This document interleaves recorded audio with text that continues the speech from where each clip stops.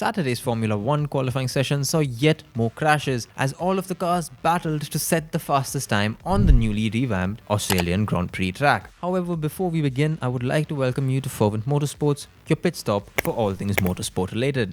Q1 was going hectic. We saw both of the Red Bulls setting the fastest times with Ferrari only second best. However, towards the end of the session, there was a massive crash between Lance Stroll and Nicholas Latifi. Latifi allowed Stroll to pass him and then proceeded to try to overtake Stroll. Latifi was sent into the barriers after a massive crash. This caused the red flags to come out, and it also gave Sebastian Vettel a chance to try to qualify for Q2. He didn't, and the drivers who were out at the end of Q3 were Alex Albon, Kevin Magnussen, Sebastian Vettel, Nicholas Latifi and Lance Stroll. In Q2, we saw Valtteri Bottas fail to make it to Q3 for the first time since 2017. Gasly too failed and ended up getting knocked out.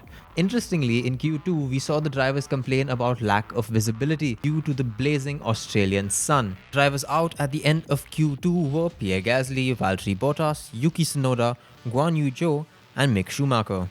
As we came into Q3, the tension was rising and we saw Fernando Alonso crash out.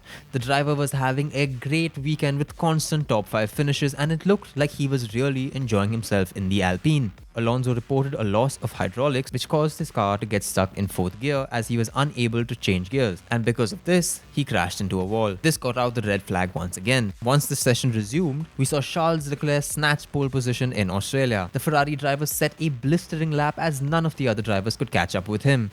Red Bull drivers Verstappen and Perez completed the top 3.